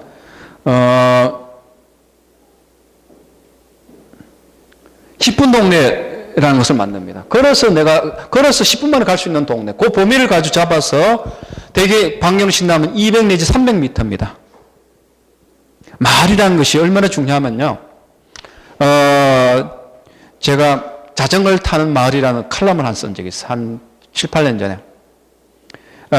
내가 뭐를 이제 그 하나의 힌트를 얻어서 그 글을 썼냐면, 우리 이제 일본에 사는 교포입니다. 교포가 한국에 들어와서 한 몇 년간 살았대요. 애도 이제 나와서 키우면서 유치원도 보내고 했는데, 한국에서 살면 교통비라는 거, 다시 말해 자동차 운영비라는 것이 한 달에 꼭 한 30만 원 들더래요. 애들 유치원 보내거나 쇼핑을 가거나 할 자동차를 쓸 수밖에 없지. 그렇잖아. 그런데 동경을 돌아가니까 그 돈이 그대로 줄더래요. 왜냐하면 그 시설들이 다 동네에 있는 거야. 유치원도 동네에 있고, 그 다음에 목욕탕도 동네에 있고, 또 동네를 갈 때는 자동차 안 타고 뭘 타고 자전거 타고 간다는 거야. 자, 그러다 보니까 한국에서 30만 원 썼던 것이 동네를 가니까 그 돈이 그대로 굳는 거야. 그게 바로 동네란 삶이 갖는 편익이라는 겁니다. 자, 그래서 우리 서울시 같은 경우에는 10분 동네라는 것이 무슨 말인가 하면, 걸어서 10분이라는 이 거리 내에 한 반경 한 200m, 300m, 그러니까 전체를 친다면 한 뭐 400, 600m 정도 되겠죠. 인구가 한 2만 정도, 2100 가구 정도 되네요. 거기에 이른바 생활 필수 시설들을 다 배치시키자는 거야. 우리가 정말 일상생활 필요한 기본 시설들 거기다 배치시키자는 것이지. 그러면 내가 굳이 자전거 타고 다른 데 가서 쇼핑을 보거나 혹은 뭐 애를 학교에 보내고 이럴 필요가 없다는 겁니다. 그만큼 동네 중심에 완결된 그런 삶을 살 수 있는 것이죠. 물론 거기서 100% 모든 삶이 완결되지는 않죠. 생활에 필요한 여러 가지 기본 시설만 갖춰 놓으면 기본적으로 24시간의 삶은 거기서 이루어지는 거고, 그 다음에 그 위에 보차 서비스는 그 밖에 이제 장소에 가서 우리가 서비스를 이제 혜택을 받으면 되겠죠. 근데 우리 서울의 사람들을 보면 그런 공간적 삶이 불가능해요. 우리가 동네를 만드는 방식으로 도시가 만들어지지 않아 보니까 내가 내 동네 살아, 내 동네 별 관계가 없어. 내가 뭘 사거나 먹으라 내 동네 벗어나서 다 하게 된다. 그러니까 이런 것들이 도시에 오만 가지 문제를 다 만들어내는 거야. 내 동네에 대해서 관심도 없어. 가로등이 달리는지 마을숲이 어떻게 되는지 관심이 하나도 없다고. 그런데 내 삶이 이루어지는 그런 공간이라면 내 마을, 내 동네 가로등 모든 신경을 쓸 수밖에 없어요. 그래서 앞에 이야기했던 서구 선진국 일본까지 포함해서 그 지방자치단체의 가장 작은 단위의 근린자치단위를 가게 되면 근린자치라는 것이 대개 의회 중심입니다.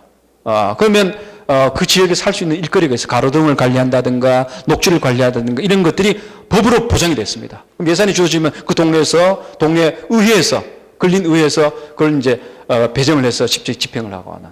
내가 주인이 되는 거예요. 이해되시죠? 자, 그런 식으로 해서 이런 공간적 어떤 스케일과 구성을 통해서 그동안 도시적 삶에서 배제됐던 내가 주인이 되어서 또 내가 주체가 돼서 도시의 내 삶대 하나하나를 관리해 갈 수 있는 그런 가능성이 생겨난다는 겁니다. 이것이 바로 우리가 도시재생을 한다고 한다면 갖춰야 할 이제 첫 번째 조건이라는 겁니다. 그래서 서울시 같은 경우에는 요거는 지금 요 그림은 서울시 산나에 있는 SH공사에서 만든 그림입니다. 보면 동네의 4분의 1 규모야. 4분의 1 규모고 가구 수로는 한 2,100가구. 그래서 이게 이제 뭐 동네란다면 동리로 친다면 이 동네 일부입니다.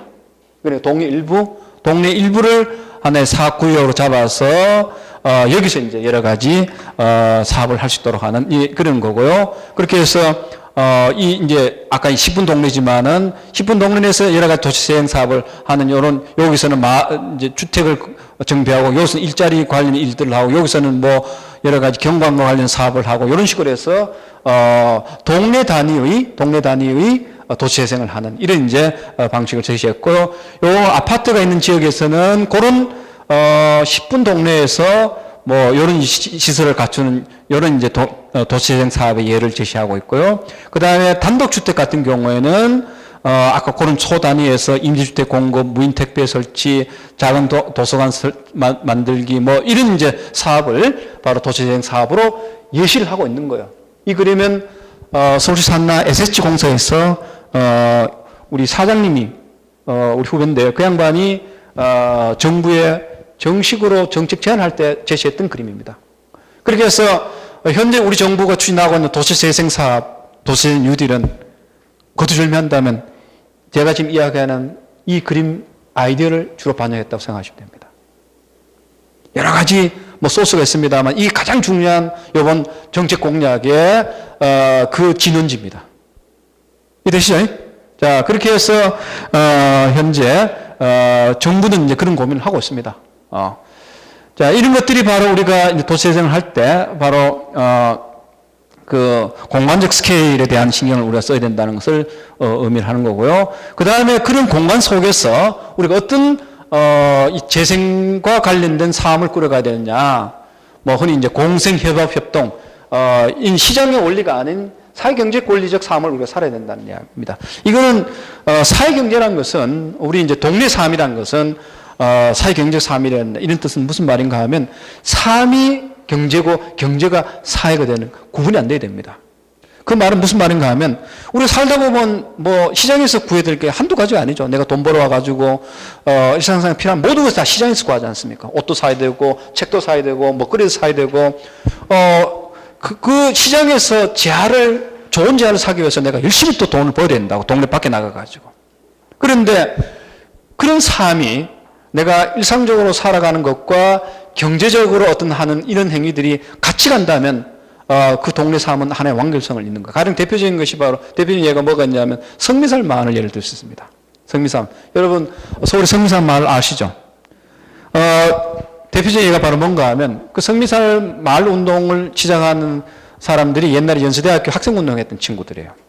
그래서 학생운동을 하다가 이제는 사회생활을 하면서 뿔뿔이 흩어져 살다가 결혼해서 이제 애를 낳아 보니까 이 애를 낳아서 키워보니까 보통 일이 아니죠. 여러분 다 육아를 해봤으면 아시겠습니다만 그렇게 해서 데모를 했던 친구들이 야, 참 힘든다. 우리 다시 뭉쳐서 살자. 해가지고 성미산 마을에 이제 몇몇 친구들이 모였어요. 같이 사는데 첫 번째 자기들이 공동으로 직면하면서 해결해야 할 문제가 뭔가 하면 애들 육아 문제였어요.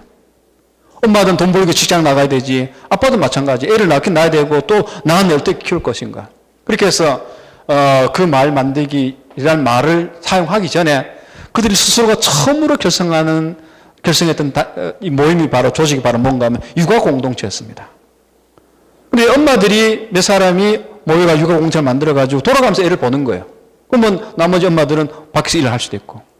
자, 그렇게 해서 엄마들이 육아 공동체를 만들어서 애를 잘 돌보니까 애들의 돌봄이라는 것이 굉장히 생산적이고 효과적이고 또 다른 사람을 받을 수 있는 거예요. 다른 사람의 애를 받을 수 있는 거야. 그러면서 이제 동네 다른 자식들도 받고 동네 밖에 있는 사람도 받고 따라서 육아라는 것이 집안에서 필요한 것이지만은 지금까지는 육아라는 것이 엄마가 직장 나갈 경우에는 집안에서 그 육아 문제를 해결하지 못하고 내가 시장에 육아 서비스를 상품으로 사야 된다고 그러니까 어디 맡게 되지. 이해되시죠? 생활에서 필요한 내가 생활에서 자연스럽게 일어나는 그런 육아라는 행위를 그가 해결하기 위해서는 필요성의 어떤 그런 문제를 해결하기 위해서 내가 지금까지는 시장에서 다 해결했지. 그 시장으로 쫓아가지 않고 엄마들이 자체 육아 서비스를 생산하는 공동체를 만든 거야. 시장적 방식이 아니죠. 공동체 방식으로 한 거야. 근데 그렇게 하다 보니까 다른 애도 받을 수 있는 여유가 생기는 거야. 그러면 거기서 수익이 생기는 거야. 그러니까 내 삶과 그 다음에 이 경제활동이 어떻습니까? 같이 붙어 있는 것이죠. 그렇게 해서 성미산 마을에는 그런 우리 시장에서 구해야 할 여러 가지 어떤 그런 상품의 구매를 우리 삶 속에 스스로 해결해내는 그래서 사회와 경제가 어떻습니까? 함께 가는 거예요. 그러니까 이 시장이라는 것이 옛날에는 이 경제 영역으로서 본래 우리 삶 속에 같이 있었던 건데 역사적으로 자본주의라는 것이 이제 제도화되면서 우리 삶에서 경제적 활동 관련된 것은 떨어져 나가서 시장이라는 것으로 제도화됐고 우리 이제 시장을 우리가 모시면서 살아가야 된다. 그래서 시장이 지배를 받는 시대가 된 거야. 다시 그 시장을 우리한테 가져오는 것이 바로 사회경제입니다. 이해되시죠? 그 시장, 우리 삶의 시장에 뿌리내는 것이 아니라 시장이 우리 삶 속으로 다시 뿌리내게 하는 거예요. 그게 바로 진정한 의미의 사회경제입니다. 상과 경제가, 그걸 우리가 생계의 경제라고 부르기도 하죠. 그렇죠? 그렇게 해서 말 공동체라는 것은 그냥 더불어 살아가는 것이 아니라 우리 어떤 그런 도시의 지배적인 어떤 그런 삶의 방식과 원리 이런 것들을 극복해 가야 되지 여기서. 그래야 나다움의 삶이 있는 거예요. 우리 성미산 마을 같은 경우에는 그 예뿐만 아니라 그 아이스크림 예가 아주 저는 늘 감명을 받는데요. 애들 키워보니까 애들 다 아이스크림을 좋아하잖아요. 그런데 요즘 애들 아토피를 많이 걸려요. 환경이 아주 나쁘다 보니까. 근데 아토피 걸린 애들은 시장에서 파는 아이스크림 먹으면 아토피가 더 심해져요. 그렇게 해서 그 엄마들이 이제 머리를 짠 겁니다. 아토피 걸린 애도 먹을 수 있는 아이스크림을 만든 거예요. 그렇게 해서 그 아이스크림을 어디서 파느냐 하면 동네 카페에서 팝니다. 카페라는 것은 어른들이 가서 커피 마시는 공간이잖아요. 근데 제가 갔던 성미산 마을 카페는 그냥 카페예요. 어른들도 모이고 아들도 모이고 어른들은 모여가지고 그냥 뭐 커피 마시기도 하고 동네 동안 이야기도 하고 애들 거기 앉아서 숙제도 하고 막 그래요. 자, 생활에서 필요한 그런 시장의 어떤 수요, 아이스크림이라는 수요를 시장에서 찾지 않고 그 스스로 공동체에서 해결한 거예요. 자, 그런 식으로 해서 거기서 일자리도 내가 한 4, 5년 조사했을 때는 한 180여 개 일자리가 만들어지게 됐습니다. 대안학교가 다 만들어져 있고. 자, 이런 것이 바로, 인간적 규모의 공간 속에 그 삶의 내용을 그 밖에 있는 어떤 도시의 지배적인 삶의 방식이 아닌 대안적 방식으로 가져간다는 겁니다. 그렇게 해서, 내가 진짜, 사람다운 그런 삶을 그때부터 살기 시작하는 것이죠. 그렇죠? 자, 그래서 그 내용적으로는 바로 이런 공생협업, 협동, 이런 원리로서 이 상황이 꾸려져야 된다. 자, 그래서, 우리의 이 도시재생은 단순한, 주택의 재생이 아니라는 겁니다. 주거적 재생이 아니라 이런 문화적 어떤 공동체로서의, 이제 재생이 돼야 된다. 이렇게 이해할 수도 있고요. 그 다음에 이렇게 만들어진, 이렇게 인간적인 어떤 그런 동네가 만들어졌다고 한다면 그걸 어떻게 지탱할 것인가? 그것도 중요하죠. 그러니까 도시재생이라는 것은 재생을 할 때까지가 중요한 것이 아니라 재생 이후에 어떻게 관리할 것이 이것도 굉장히 중요한 과제가 되고 있습니다. 그래서 이거는 뭐 사회 경제적 지속성, 역사 문화적 지속성, 환경적 지속성 뭐 이런 조건들을 다 갖춰야 됩니다. 자, 시간이 없기 때문에 이런 뭐 조금 구체적인 내용들을 제가 생략하고요. 그 다음에 마지막으로 중요한 것은 역시 이제 그런 사람 중심의 어떤 그 삶의 틀을 유지해 가기 위해서는 우리 스스로가 자치의 주체가 돼야 돼요. 그래서 아까 서구 선진국의 지방자치 제도를 보면 다 휴먼 스케일의 도시라 그랬고 그 결국은 그런 시스템이 지탱되는 것은 그는 제도적으로 보장해 주는 거야. 제도적으로. 그래서 우리나라에서도 이런 것을 주창하는 뭐 사람들은 뭐를 요구하고 있냐면 근린자치제를 이제 만들자, 합법화하자는 이야기를 합니다. 이해되시죠? 인구가 5천에서 2만 정도, 그 단위도 우리 합법적 자치 단위로. 그래서 지금은, 자치 단위 하기는 너무 좁고 사람들이 잘 이해를 못하니까 우리 전문가들 뭐로 쓰냐면 그 단위를 준 자치 단위라고 표현하고 있습니다. 이해되시죠? 본래 김대중 대통령 시절에 우리나라 지금 읍면동 있죠? 읍면동을 우리나라의 기초자치단체로 만들려고 했었습니다. 본래. 그랬는데 우리나라 중앙집권 세력들이 그걸 반대를 했어요. 그렇게 해가지고 결국은 그 당시에 이제 광역자치단체 도를 없애고 시군구를 지금으로 친다면 광역자치단체를 하고 그 밑에 기초를 읍면동을 하려고 했어요. 그런데 도를 폐지하려니까 우리나라 지역 주민들이 얼마나 반대해, 지역 사람들이. 그렇잖아요? 그 다음에 이 읍면동을 하기에는 너무 규모가 적다. 그래서 그렇게 해서 결국은 우리나라 광역으로서는 도가 들어가고 그 다음에 기초는 시군구가 들어갔고 그 다음에 읍면동은 그 당시에 뭘 하려고 했냐면 읍면동 기능전환해서 주민자치센터라는 것이 그때 생겨나는 거예요. 그때 이제 제가 전국적으로 다니면서 그 정책을 홍보하고 했었는데 우리 정부가 분명히 그 당시에 읍면동 기능 전환의 최종 목표를 그 당시 다 이야기했습니다. 뭔가 하면 최종 목표는 읍면동 기능을 바꾸되 그 최종적으로는 어떤 식으로 바꾸도록 되느냐면 자치의 공간으로 바꾸도록 되어 있었어요. 그러니까 그 자치의 공간, 자치의 단위로 만들기 전까지 과도기적으로 읍면동을 주민자치센터로 쓰자라고 해서 주민자치센터로 주로 만들어 왔었습니다. 그러니까 지금 그것도 멈춰 있다고. 이 되시죠? 자, 그만큼 우리나라 지방자치는 그만 불구예요. 불구다고. 자, 그래서 이제 그런 한계를 우리가 극복하기 위해서 읍면동을 어쨌든 간에 읍면동을 하나의 자치 기능과 단위가 될 수 있도록 하자 해서 많은 전문가들이 사실은 그것에 제도화를 위한 제안을 많이 했습니다. 정부가 그 일정을 갖고 있어요. 언젠가는 그렇게 하겠다는 거였어. 그래서 우리 이제 도시재생이라는 것도 그 작은 단위에서라도 이 자치의 원리가 충분하게 작동이 돼야 됩니다. 주민이 주체가 돼야 결국은 그 재생된 그 공간이 계속 지탱이 될 수 있습니다. 자, 이제 그런 조건을 이제 갖춰야 된다는 것이고요. 그 다음에 구체적으로 제가 이제 이 사람 중 도시를 만들기 위한 뭐 도시재생 과제를 이야기하는데요. 요거는 이제 지금까지 이야기했던 것에 좀 반복이기 때문에 제가 이 정도로 하겠습니다. 쭉 내용을 생략하고요. 자, 실내 이제 한두 가지 말씀드리고 제가 마치겠습니다. 자, 10분 동네 사업 이야기는 제가 이제 이미 말씀을 드렸고요. 자, 그 다음에 지금 현 정부가 요거만 제가 소개하고 마칠게요.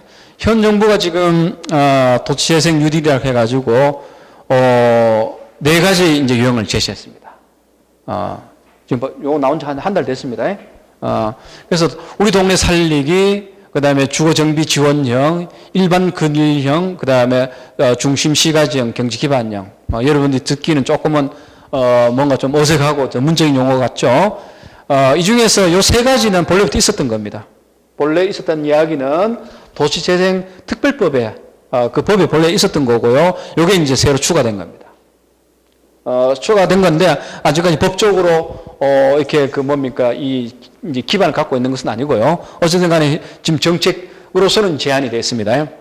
자, 그렇게 해서 정부가 크게 한 이제 5가지의 유형을 이제 제시하고 해서 그 지방자치단체에서 이제 사업을 할 때 이 중에 이제 모델을 하나 선정해서 자기 사업안을 이제 제시를 하면 그게 이제 그 우리 의왕시 같으면 경기도에서 그걸 이제 선정을 하게 되어 있습니다. 그래서 정부가 발표한 그 사업지 수는 공식으로 발표한 것은 110건대입니다. 110건대. 아마 최종적으로는 그보다 약간 줄 것 같아요. 줄 것 같은데 110건대인데 그 110건대 중에서 70%를 누가 선정을 하느냐면 우리 의왕시 같은 경우에는 경기도가 선정합니다. 경기도. 그러니까 광역자치단체가 이 사업을 제안을 하면 지방자치단체가 제안을 하면 그 선정을 하도록 되어 있어요. 그래서 경기도가 이제 선정을 하겠죠. 그 다음에 사업의 유형으로 본다면 5가지 유형이 있습니다만 정부가 한 달 전에 공식적으로 발표할 때는 반 이상 110개 중에서도 반 이상을 우리 동네 살리기 이 사업으로서 선정을 하겠다 이렇게 했습니다. 앞에서 말씀드렸던 말 만들기 방식의 사업입니다. 주로 이건 규모가 커요. 이건 5만 이하고 평범제곱 미터입니다. 이리로 갈수록 규모가 더 커집니다. 그래서 반 정도를 최소한 반 정도를 이것으로 뽑게 됐는데 최근까지 제가 파악한 바로는 정부는 요 소단위 사업의 비중을 더 늘리려고 그래요. 아마 110개 중에서 110개는 다 안 될 것 같아요. 뭐 줄고 그 중에서 많게는 한 70%는 이 사업 중심으로 갈 가능성이 많습니다. 따라서 새 정부의 도시재생 유딜 사업이라는 것은 바로 우리 동네 살리기 사업이라 해도 과언이 아닙니다. 이해되시죠? 그래서 앞에서 말씀드렸던 작은 스케일의 주민이 참여해가지고 그 동네를 재생시켜가는 뭐 그런 것을 지금 도시재생 유딜 사업으로 주된 사업으로 가져가겠다 이런 이제 뜻이 된다는 겁니다. 그리고 규모를 보게 된다면 기존에 이제 이 도시재생 사업의 규모들이 이런 규모였어요. 이런 규모인데 앞에서 말씀드렸다시피 이 규모를 많게는 8분의 1까지 줄였어요. 그래서 가장 중요한 것이 3가지입니다. 지금 도시재생 유질 사업으로 우리 정부가 내세운 조건을 보면 첫 번째 주민 주도가 돼야 된다. 그 다음에 두 번째는 사회경제적 권리로 가야 된다. 아까 사회경제 이야기했죠? 그 다음에 소규모로 가야 된다. 그 소규모를 가야 된다는 이유로서 새롭게 제시한 이유가 흥미로운 게 바로 뭔가 하면 이게 너무 크게 가면 이런 식으로 옛날 재건축 재개발 같은 유탄 사업으로 가면 규모가 커지면 부동산 투기가 일어난다는 거예요. 작은 규모로 가면 부동산 투기가 덜 일어난다고 보는 거예요. 이해되시죠? 여러 가지 목적에 걸맞는 도시재생의 방법이 바로 우리 동네 살리기 방식이라고 지금 보고 있는 거예요. 그 다음에 이제 이 주거지원형 사업이라는 것이 요 사업 규모에 비한다면 10만까지인가 배가 되죠. 요거는 확장이라고 보면 됩니다. 그냥. 이해되시죠? 그 전에 재개발, 재건축, 재정비 사업 해왔던 곳 중에서 안 되는 곳을 좀 규모를 넓혀서 요보다 규모를 넓혀서 하도록 하는 것이기 때문에 사업의 내용을 보게 된다면 이 두 가지는 크게 차이가 없어요. 결국은 이 두 가지가 새 정부의 2017년 원래 추진하는 도시재생 뉴딜 사업의 주된 사업이다 이렇게 보면 됩니다. 그만큼 도시재생이라는 것이 주민주도, 소규모 단위, 공동체 원리 반영해야 된다는 것을 정부는 그런 남대로 다 반영을 하고 있다 이렇게 보면 되는 거예요. 되시죠? 대신에 이제 앞으로 이걸 어떻게 할 것인가, 도시계획과 어떻게 결합시켜야 되고, 법적 근거를 어떻게 갖춰야 되고, 이 재정을 어떻게 투입되고, 누가 과연 이 사업의 주체가 돼야 되고, 많은 기술적 문제가 남아있습니다, 사실은요. 그까지는 제가 오늘 말씀을 안 드리겠습니다. 그래서, 다행스럽게도 우리 정부의 도시재생 유딜 사업은 앞에서 제가 말씀드렸던 공간적 스케일의 어떤 인간적인 어떤 주민 참여가 될 수 있는 그런 정도를 전제로 해서 그 다음에 사람 중심의 도시재생이 될 수 있는 이런 내용을 많이 강조하고 있다. 그 정도까지는 우리가 참 다행이라고 보는 거죠. 자, 그래서 우리 의왕시에서도 앞으로 도시재생 유딜 사업이 본격화된다면 아마 이런 것 중심으로 해서 이제 해야 되기 때문에 제가 오늘 말씀 이렇게 드렸던 그런 여러 가지 이야기들을 좀 늘 상기를 하시면서 여러분들이 늘 발의자가 되고 또 주체가 되어서 의왕시가 어느 지역보다도 도시재생 사업을 아주 선도적으로 잘 하시길 바랍니다. 자, 그래서 내 강의는 오늘 이 정도로 하고요. 남는 시간 제가 질문을 받더라고. 요 그림인가? 요 그림이 아니라.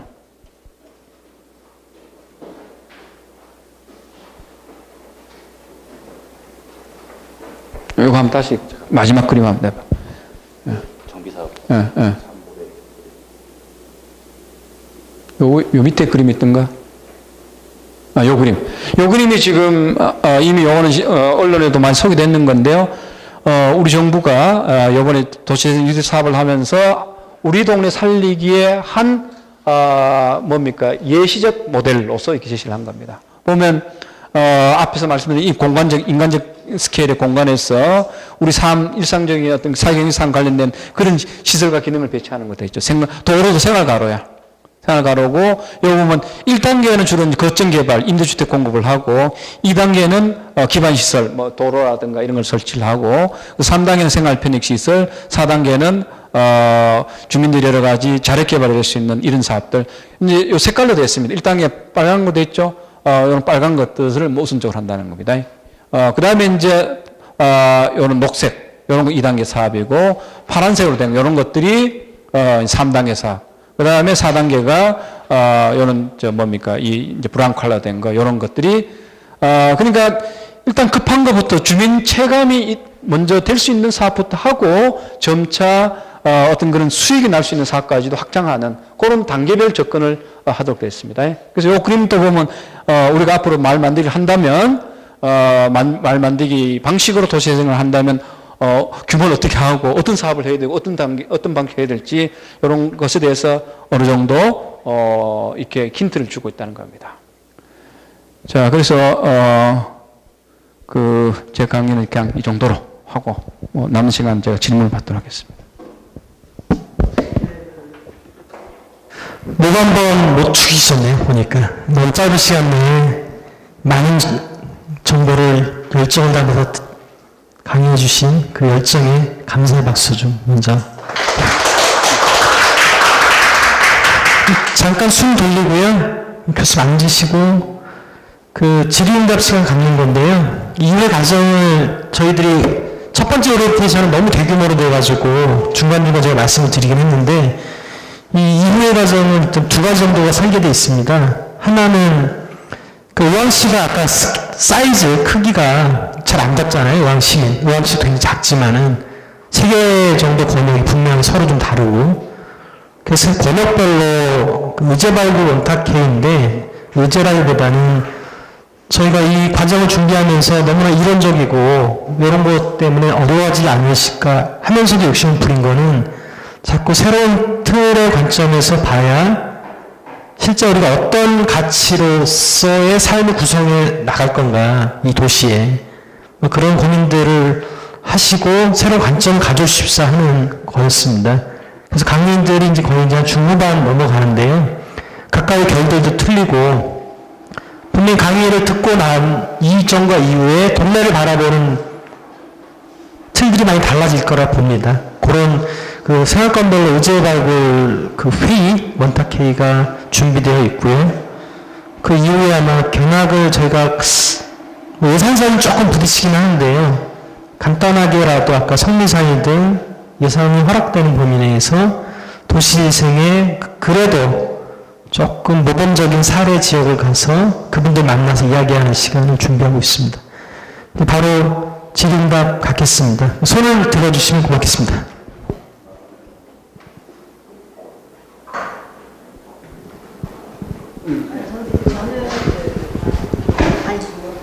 저는 이런 마을 만들기 운동 같은 거를 잘 모르는 좀 초보이긴 한데요. 아까도 얘기할 때 공간이라고 하는 거 주민들의 공간에 대해서 그 주민자치센터에 대한 그 얘기를 해주신 게 있거든요. 이게 가도적이적 모습이면 사실 주민자치센터는 그 단어에 맞지 않게 좀 관이 그냥 가지고 있고 주민들은 그냥 어떤 약간의 그 뭐지 어떤 필요한 일이라든지 아니면 가끔 문화센터처럼 소규모적인 그런 식이어서 사실 주도적으로 이용하기 힘든 공간이긴 하거든요. 그러니까 우리 주민들이 아까 얘기한 주민들의 공간이 실질적으로 필요하고 의견을 모으고 활용을 할 수 있는 그런 공간이 사실 필요한데 시골 같은 데 보면은 뭐 마을 회관 같은 거 있잖아요. 막 그런 거를 활성화할 수 있는 게 이게 도시에서는 그런 게 없잖아요. 공간 자체가. 근데 사실 그런 공간 자체가 주어지는 게 중요한 것 같은데 그 공간이 실질적으로는 주민자치센터인 것 같거든요. 그러니까 앞으로 주민자치센터가 어떤 그 관에서도 이렇게 좀 바꿔야 그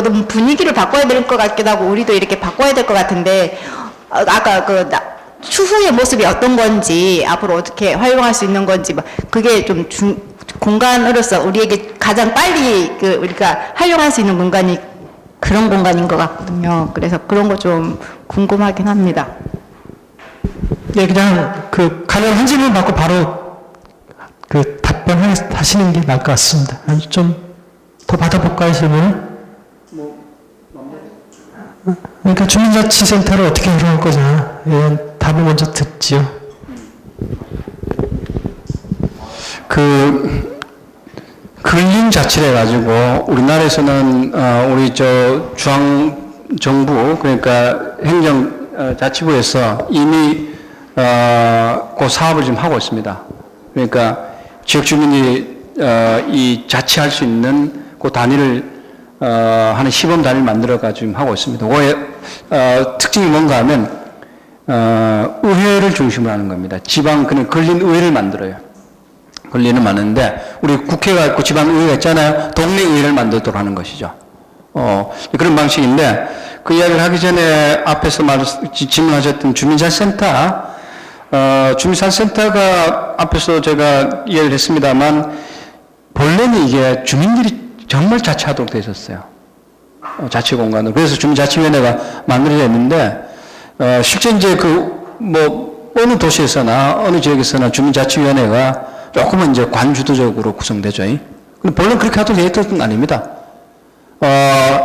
주민자치위원회를 만들어가지고 그 읍면동 공간, 자치 공간을 주민들이 이제 자율적으로 여러 가지 사업을 할 수 있도록 하는 그러다가 이제 그런 것이 시간이 지나서 좀 연습이 많이 되면 그때 가서 이제 그걸 합법적 자치 단위로 만든다는 것이 김대중 정부 시절에 우리나라 지방자치 이 로드맵이었습니다. 근데 정부가 바뀌면서 김대중 정부 때 그런 여러 가지 지방자치 로드맵을 다 잊어버려요. 새 정부 들어서면 새 정부에 그냥 자기들 생각대로 그냥 그 자치제를 꾸리고 있는 거예요. 그리고 이명박 대통령 같은 경우는 오히려 작은 것을 오히려 합쳐가지고 큰 걸 만들어가는 지방자치를 역행하는 이런 이제 정책을 펴게 됐죠. 그래서 이거는 지방 주민자치센터는 뭐 그동안 그래도 많이 주민들이 주도해서 여러 가지 뭐 센터를 운영하고 프로 운영하고 하는 그런 성공 사례도 많기는 많아요. 많은데 많은 경우는 또 동시에 이 관변 단체들의 사람들이 들어와 가지고 위원회를 이제 뭐 장악해 가지고 함으로써 이게 이제 관에 의해서 운영되는 것 같은 이런 또 문제를 드러내는 곳도 굉장히 많습니다. 그건 사실이야. 그래서 그렇다고 해서 우리 정부가 그렇게 하라고 뭐 운영의 원칙을 정하고 그런 건 아닙니다. 근데 운영 자체가 이제 현실적으로 그렇게 되다 보니까 그런 것이기 때문에 뭐 어떤 면에서 보면 우리 지역 주민들이 다시 이 주민자치센터 같은 것의 운영을 보다 민주적으로 할 수 있도록 하는 그 요구를 우리는 할 수는 있습니다. 할 수 있는데 지금 제가 말씀드렸던 아까 근린의회라는 것은 가장 중요한 특징 중에 하나가 바로 뭔가 하면 주민자치센터 위원들 있잖아요. 위원들을 쉽게 말해 근린의회 의원이야. 자치위원이 아니라 의원을 가장 이상적으로 본다면 우리가 직접 뽑는 거예요. 이해되시죠? 그냥 관에서 임명하는 것이 아니라 뽑는 거야. 그럼 아마 여러분 이제 선거운동 해가지고 당선이 될 겁니다. 그리고 주민자치센터라는 것은 지금 그냥 문화교실을 운영하는 정도지만은 지금 근린자치제 하에서 의회가 구성되면 법적으로 할 수 있는 관리를 할 수 있는 여러 일이 있습니다. 예컨대 주민등록을 관리한다든가, 그 다음에 무슨 가로등을 관리한다, 쓰레기를 치운다든가, 그런 이제 예산이 투입되고 실제 사업이 있습니다. 그러면 그거는 이제 지방자치제도, 지금 우리나라 지방자치법에 그걸 하기는 그렇고, 지방자치법에 근린자치를 할 수 있다는 하고, 그 다음에 별도의 법으로 그걸 운영을 한다 그러면 별도의 법을 만들어가지고, 근린자치제를 운영할 수 있는 여러 가지 이제 우리가 제도를 만들 수 있습니다. 지금 기존의 통관장 제도하고 달라요. 그래서 지금 그것을 시범적으로, 전국에서 몇 건 하고 있어요. 하고 있는데, 그 성과를 봐서 그걸 확장을 할지, 아니면 중단할지, 이런 이제, 판단을 정부가 하겠다고 하는데, 여전히 아직도 우리나라 시범으로 하고 있는 것도 보면, 앞에서 말씀드렸듯이 주민이 뽑거나 하는 것이 아니라 임명을 하거나 이런 식으로 하다 보니까 제대로 안 되고 있어요. 그래서 우리 세종시 같은데 몇 건 하고 있습니다. 그래서 우리 전문가들이 끊임없이 진짜 제대로 된 지방 근린자치 하자. 그 요구는 지금 계속 반복적으로 하고 있습니다. 날이면 날마다 오는 게 아닙니다. 예, 강의 잘 들었고요. 네. 아까 도시 재생은 마을 재생이 아니다라고 말씀하셨는데, 어쨌든 도시를 구성하는 단위 요소가 마을이고, 근데 마을 단위로 재생, 활동이 이루어졌을 때 도시 재생이라는 관점에 생길 수 있는 문제점이 있나요? 마을 단위로 했을 때 도시 예, 재생이 아까 도시 재생은 마을 재생이 아니다라고 말씀하셨을 때, 어떤 생길 수 있는 문제점 같은 게 있는 건지. 아까 우리 도시 재생의 우리 정부가 제시한 유형을 이제 보시면, 여기 보면, 경제 기반도 있죠.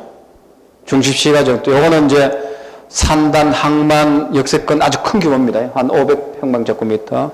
그 다음에 이제 우리 역세권 같은 큰 상업, 창업, 그 다음에 이제 이 골목, 전통시장, 주로 이제 주거지. 요거는 주로 주거지고, 요거는 이제 주로 상업 산업입니다. 마을의 합이 도시가 아니라 그랬죠. 우리가 주거지만 정비한다고 이거는 정비됩니까? 이런 거? 안 되잖아. 그래서, 우리 삶의 기초는 이거지만서도, 우리 도시의, 땅의 구성을 보면, 상업지역으로 우리가 법으로 지정하는 거 있잖아요. 우리 우왕시 도시계획으로 상업지역 지정. 그러면 안 됩니다. 한 5% 정도밖에 안 돼, 보통. 5%. 하지만, 이 도시 경제에 굉장히 중요한 중심부가 있거든요.